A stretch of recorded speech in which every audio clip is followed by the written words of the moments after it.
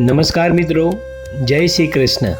શું તમે સાચું બોલવાનું પસંદ કરો છો કે પરિસ્થિતિ પ્રમાણે સત્ય બદલી નાખો છો? શું તમે જાણો છો કે એક નાનકડું જૂઠ પણ જીવનમાં મોટું દુઃખ બની શકે છે? અને શું તમે જાણો છો કે ભગવદ્ ગીતાના અધ્યાય 16માં ભગવાન શ્રી કૃષ્ણ સત્યને માનવ જીવનનું સૌથી મોટું આભૂષણ ગણાવ્યું છે? નમસ્કાર મિત્રો, આજે આપણે જાણીશું ભગવદ્ ગીતાના 16મા અધ્યાય અનુસાર સત્ય બોલવાનું વાસ્તવિક મહત્વ શું છે.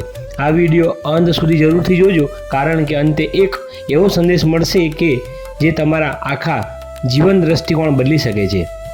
જો તમને આવા આધ્યાત્મિક અને ધાર્મિક વિડીયો પસંદ હોય તો અમારી ચેનલને સબસ્ક્રાઈબ કરવાનું ભૂલતા નહીં. મિત્રો, ભગવદ્ ગીતાનો 16મો અધ્યાય દેવી અને આસુરી સ્વભાવ વિશે વાત કરે છે. આ અધ્યાયમાં ભગવાન શ્રી કૃષ્ણ બે પ્રકારના માનવોનું વર્ણન કરે છે: દેવી સ્વભાવ ધરાવતા, આસુરી સ્વભાવ ધરાવતા. દેવી ગુણોમાંથી એક મહત્વનો ગુણ સત્ય, સચ્ચાઈ, સત્ય બોલવાની આદત. શ્રી કૃષ્ણ સ્પષ્ટ કહે છે, સત્ય વગર ધર્મ અધૂરો છે અને સત્ય વગર જીવન અંધકારમય બની જાય છે. સત્ય માત્ર સાચું બોલવું એ જ નથી. સત્ય એટલે મનમાં શુદ્ધતા, શબ્દોમાં ઈમાનદારી અને કર્મમાં નિષ્ઠા. જ્યારે મન, વાણી અને કર્મ ત્રણે સાચા હોય ત્યારે જ માનવી સાચા અર્થમાં સત્યવાદી બને છે.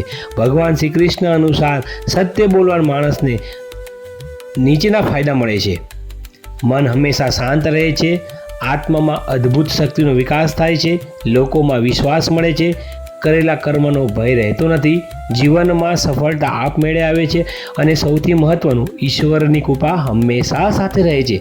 બીજી બાજુ જૂઠ બોલનાર વ્યક્તિનું જીવન ભય, અશાંતિ અને પસ્તાવાથી ભરાઈ જાય છે.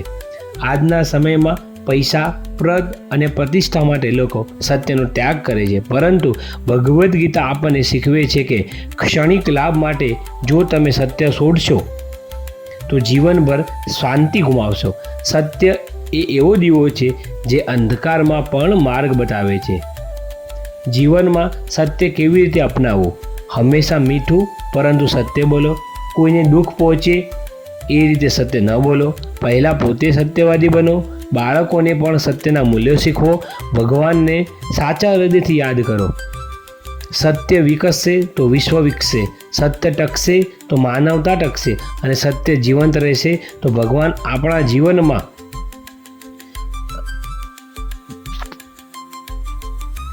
જો તમને આ વિડીયો ગમ્યો હોય તો લાઈક કરજો, શેર કરજો અને આવા જ ભગવદ્ ગીતાના આધ્યાત્મિક વિડીયો જોવા માટે અમારી ચેનલને સબસ્ક્રાઈબ કરજો અને કોમેન્ટમાં જરૂરથી લખજો, હું સત્યને મારા જીવનમાં અપનાવીશ. જય શ્રી કૃષ્ણ.